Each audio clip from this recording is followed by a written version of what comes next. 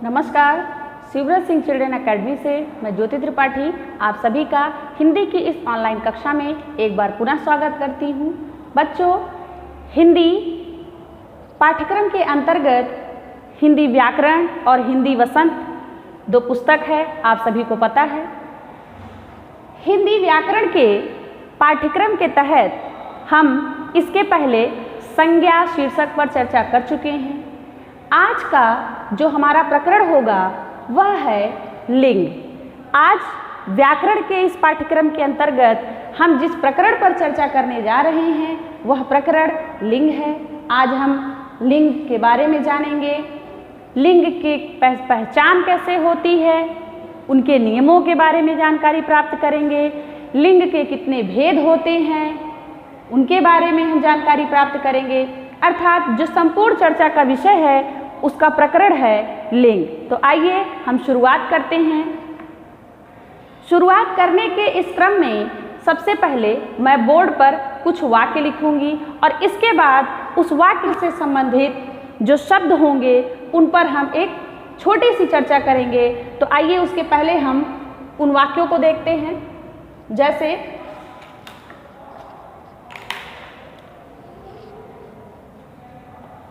गायक गाना गा रही है,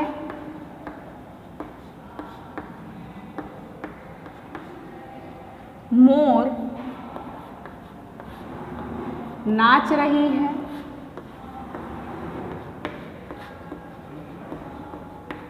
सीता हंस रहा है,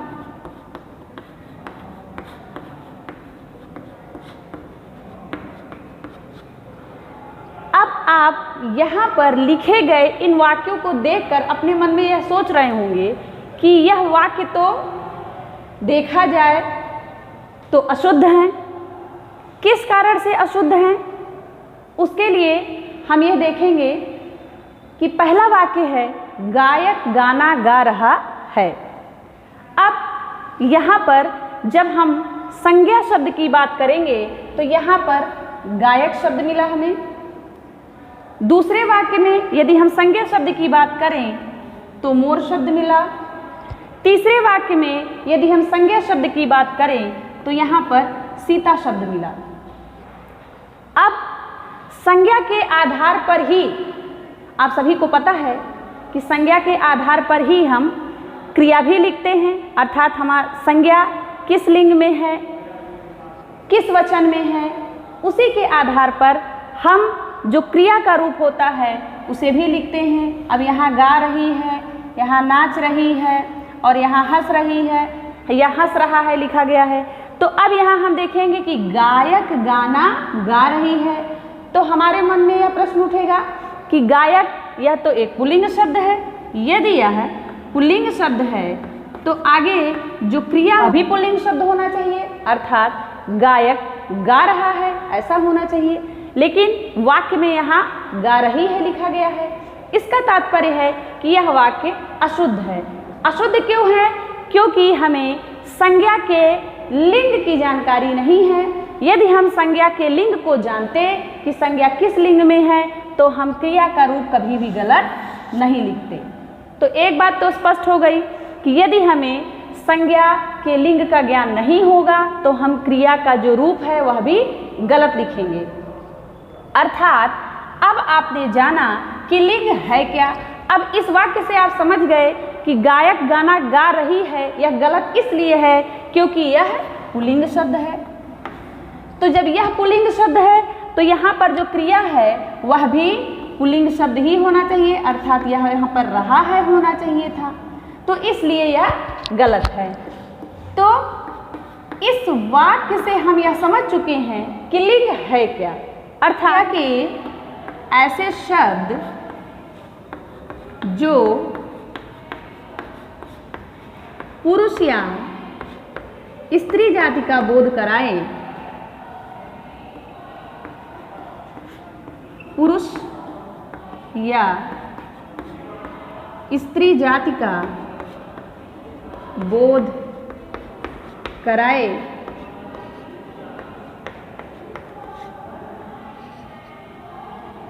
संज्ञा के ऐसे शब्द जो पुरुष या स्त्री जाति का बोध कराएं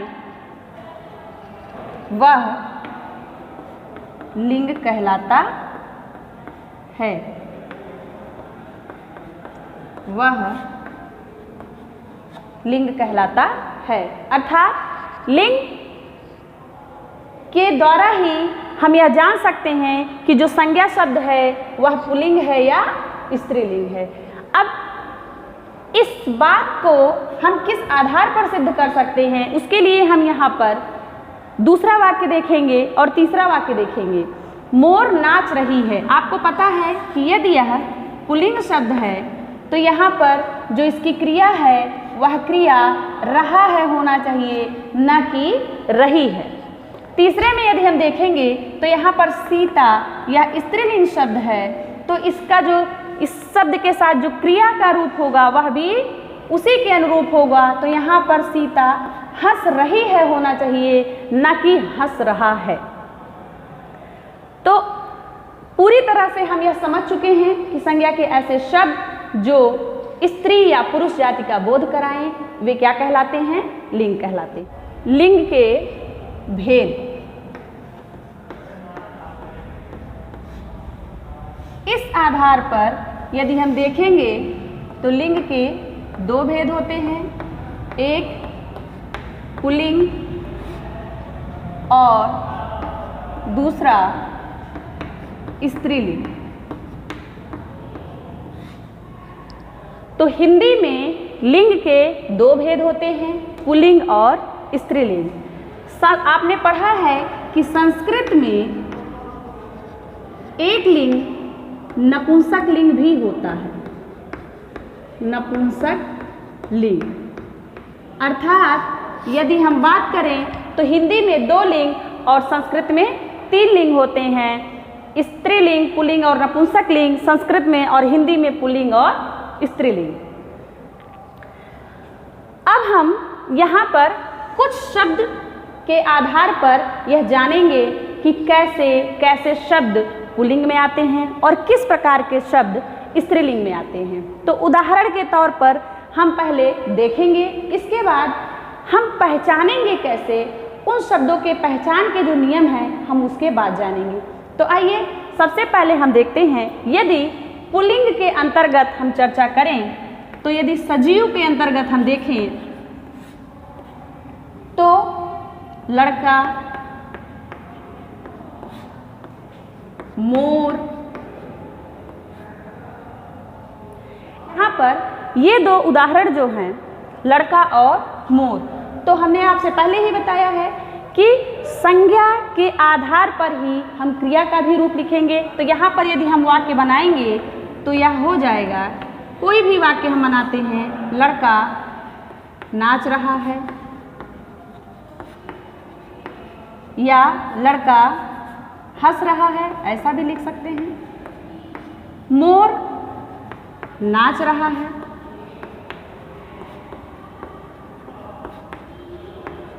अर्थात संज्ञा शब्द पुल्लिंग है, इसके आधार पर यहाँ पर हमने क्रिया का भी रूप लिखा, नाच रहा है या हंस रहा है।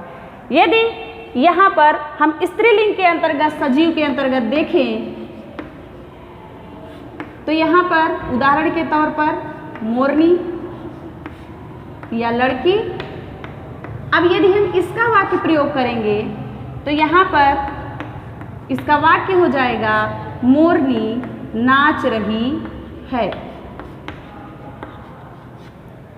दूसरा हो जाएगा, लड़की खेल रही है।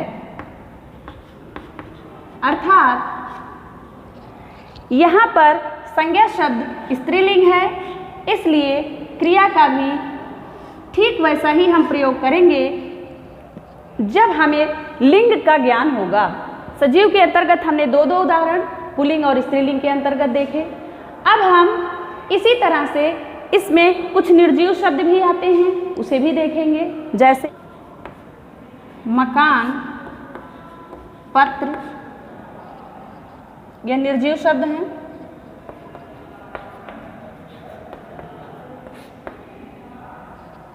स्त्रीलिंग के अंतर्गत यदि हम निर्जीव शब्द देखेंगे तो चिट्ठी, इमारत आदि, ऐसे और भी शब्द हैं, लेकिन हम इन दो उदाहरणों के माध्यम से आपको समझाने का प्रयास करेंगे कि कैसे हम जानेंगे कि इसका प्रयोग पुल्लिंग में होता है और इस शब्द का प्रयोग स्त्रीलिंग में होता है। तो यदि आप यहाँ पर जब भी वाक्य बनाएंगे तो आप यदि मकान शब्द को लेंगे तो आप वाक्य में यह लिखेंगे कि यह मेरा मकान है,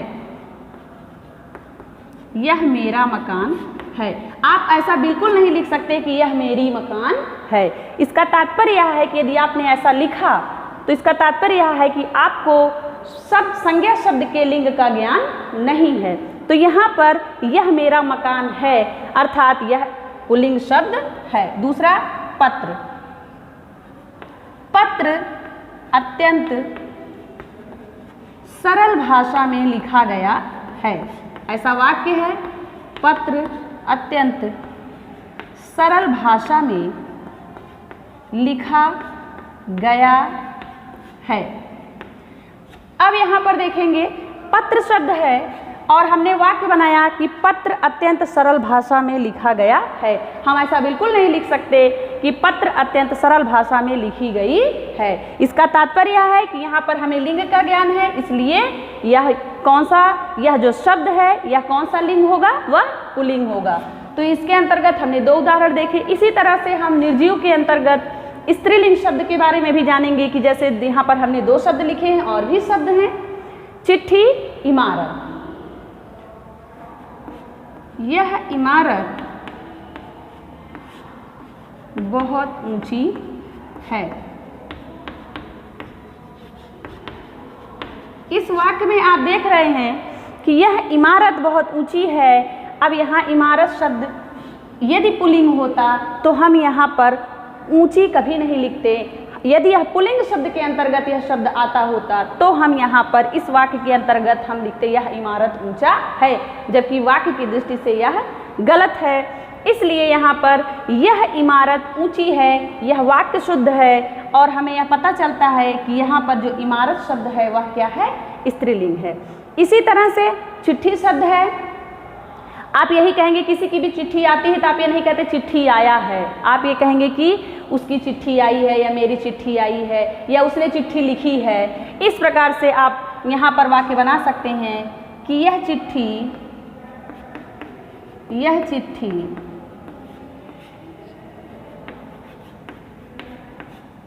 सीता के द्वारा लिखी गई। यह चिट्ठी सीता के द्वारा है। यह चिट्ठी सीता के द्वारा लिखी गई है। यह चिट्ठी सीता के द्वारा लिखा गया है नहीं, बल्कि यहाँ पर हो जाएगा यह चिट्ठी सीता के द्वारा लिखी गई है, क्योंकि यह जो चिट्ठी शब्द है यह भी स्त्रीलिंग है। इसी तरह यहाँ सजीव और निर्जीव के साथ साथ यदि कुछ भाववाचक शब्द भी हम देखेंगे तो वह भी पुल्लिंग और स्त्रीलिंग शब्दों के अंतर्गत आते हैं। आइए उसके बारे में भी जान लेते हैं। यदि भाव के शब्द हम देखेंगे पुल्लिंग के अंतर्गत, जैसे प्रेम, बुढ़ापा, और भी शब्द हैं, हम दो दो उदाहरण लिख रहे हैं। यहाँ पर ईमानदारी,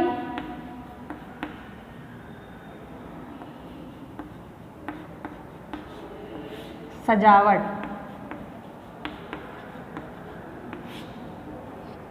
यहाँ पर हमने दो दो शब्द लिखा है, और भी बहुत सारे शब्द हैं, लेकिन ये हम आपको समझाने की दृष्टि से यहाँ पर दो दो उदाहरण के माध्यम से आपको समझाना चाहेंगे।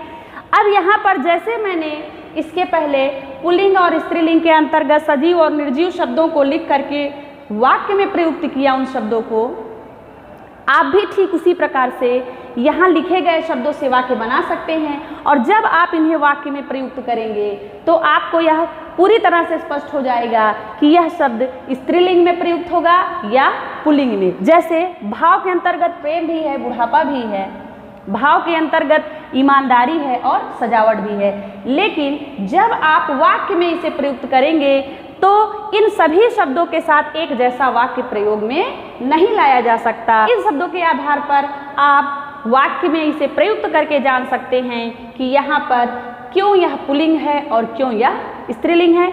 तो यह मैं आपके लिए छोड़ रही हूँ। इसके बाद लिंग को पहचानने के क्या नियम हैं, इन नियमों की चर्चा करेंगे हम। पहचान के नियम।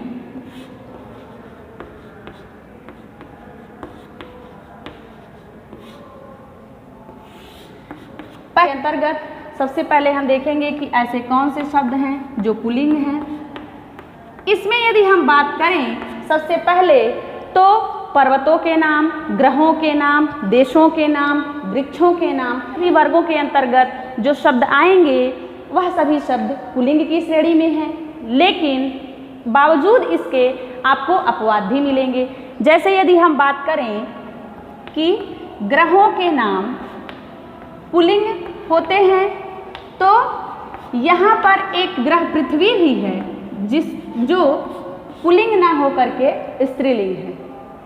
तो मैंने अभी आपसे यही बात बताई कि ग्रहों के नाम पुल्लिंग में होते हैं, लेकिन यहाँ पर कुछ अपवाद भी हैं। उस अपवाद के क्रम में यदि ग्रह के सभी नाम पुल्लिंग होते हैं, लेकिन यहाँ पर जो पृथ्वी है वह क्या है, स्त्रीलिंग है, जो कि एक अपवाद है। इसके बाद हम देखेंगे पर्वतों के नाम। पर्वतों के नाम भी आप जान रहे हैं, जैसे हिमालय, विंध्याचल आदि। तो इस तरह से हमने ये जाना कि पर्वत के नाम, ग्रहों के नाम, यह सभी नाम क्या होते हैं, पुल्लिंग होते हैं। और भी ऐसे शब्द हैं, जैसे यदि हम पुल्लिंग की बात करें तो देशों के नाम, वृक्षों के नाम,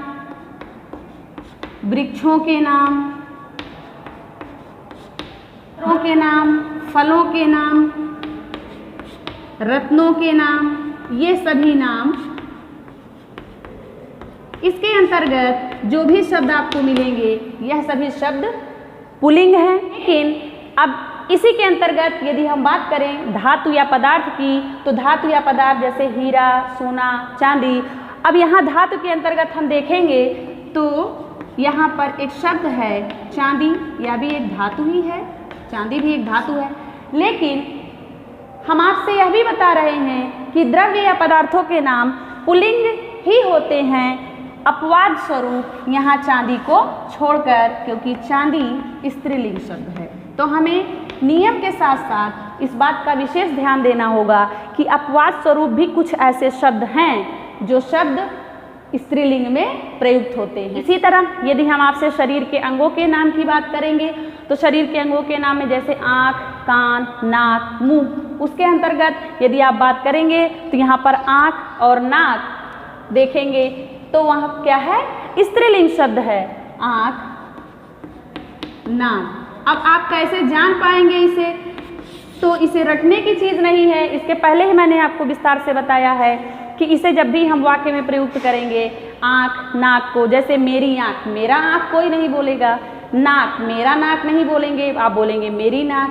तो यहाँ पर कुछ ऐसे शब्द होते हैं जिनको जब हम वाक्य में प्रयुक्त करते हैं तो थोड़ा बहुत जो हम नहीं समझ पा रहे होते हैं वह हमें समझ में आ जाता है कि ऐसे शब्द स्त्रीलिंग होंगे या पुल्लिंग। इसके साथ साथ अब हम स्त्रीलिंग शब्दों की पहचान के नियम जान लेते हैं कि स्त्रीलिंग शब्द कौन कौन से हैं, कैसे हम उसे पहचानेंगे। इसी प्रकार से अब हम जानेंगे स्त्रीलिंग शब्द की पहचान हम कैसे करेंगे, कैसे हम जानेंगे स्त्रीलिंग शब्दों की पहचान।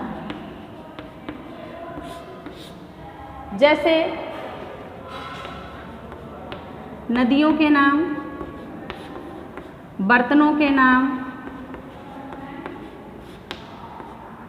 नदियों के नाम, बर्तनों के नाम, मौसम के नाम, यह सभी नाम स्त्रीलिंग है। अब नदी के अंतर्गत जैसे गंगा, यमुना, कावेरी, इसी के अंतर्गत यहाँ पर ब्रह्मपुत्र जो कि नदी नहीं वह नद है, इसलिए अपवाद स्वरूप ब्रह्मपुत्र है। बाकी सभी नदियों के जो भी नाम आपको हम बता रहे हैं वह सभी क्या हैं, स्त्रीलिंग हैं। जैसे गंगा, यमुना, कावेरी, यह सब क्या हैं? नदियां हैं। और ब्रह्मपुत्र जो कि अपवाद स्वरूप वह क्या है? नद है। के नाम के अंतर्गत यहाँ देखेंगे चम्मच, थाली, कटोरी, यह सभी शब्द क्या हैं? यह सभी शब्द स्त्रीलिंग हैं। यहाँ पर मौसम की बात देखें तो ठंडी, गर्मी, बरसात, ये सभी क्या है? ये सभी शब्द स्त्रीलिंग शब्द हैं। तो इस प्रकार से हमने लिंग की पहचान कैसे करेंगे, हमने कुछ नियम जाने कि कैसे हम स्त्रीलिंग और पुल्लिंग शब्दों की पहचान करेंगे। इसके साथ साथ कुछ और भी नियम हैं, जैसे कुछ और भी नियम है, जैसे शब्दों के अंत में कौन कौन से ऐसे प्रत्यय हैं जिनके जुड़ने के बाद वह स्त्रीलिंग हो जाता है। ऐसे भी कुछ नियम हैं। ई, नी, आई, यह सभी क्या हैं? तो आपको पता है यह सभी प्रत्यय हैं।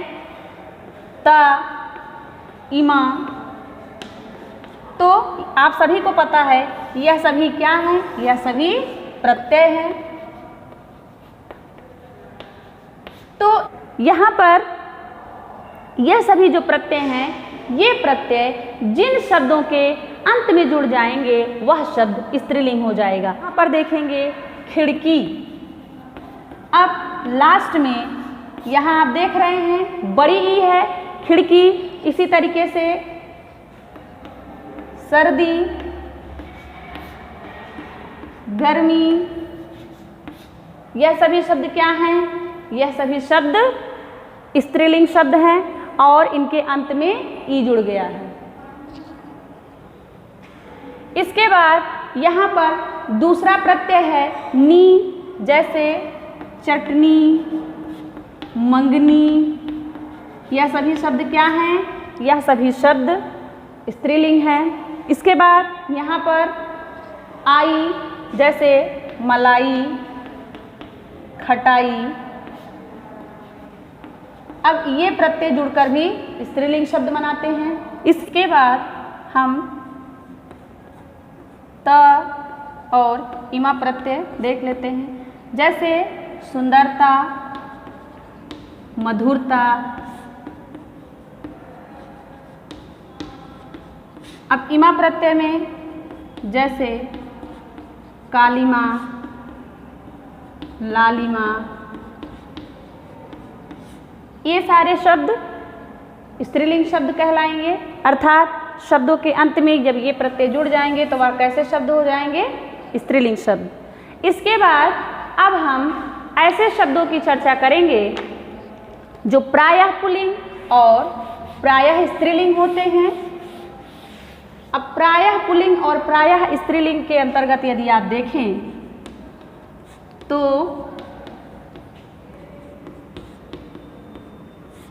कछुआ, मगरमच्छ, ये प्रायः पुल्लिंग हैं। यदि आप इसके अंतर्गत स्त्रीलिंग शब्द देखें जो कि प्रायः स्त्रीलिंग शब्द हैं, जैसे छिपकली, मक्खी। अब हमने आपको शुरुआत में ही बताया कि ऐसे शब्द जो प्रायः पुल्लिंग या प्रायः स्त्रीलिंग होते हैं वहाँ हम नर और मादा शब्द जोड़ करके उसमें लिंग परिवर्तन कर लेते हैं। जैसे कछुआ है तो यहाँ पर हम मादा कछुआ, छिपकली है तो नर छिपकली। इस प्रकार से हम उसके रूप में परिवर्तन लिंग के आधार पर कर लेते हैं। आइए अब इसके बाद हम कुछ ऐसे शब्दों को भी जानेंगे जो प्रायः दोनों रूपों में प्रयुक्त होते हैं। प्रायः दोनों रूपों में प्रयुक्त होने वाले शब्द, जैसे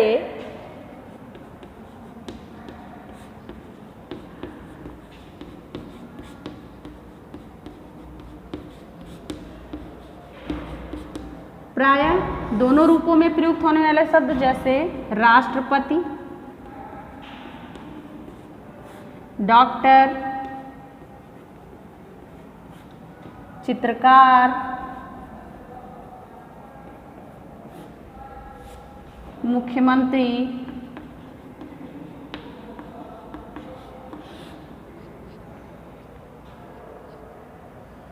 पत्रकार, ऐसे शब्द जो हैं वो प्रायः दोनों रूपों में प्रयुक्त होते हैं, अर्थात राष्ट्रपति, डॉक्टर, चित्रकार, मुख्यमंत्री या पत्रकार।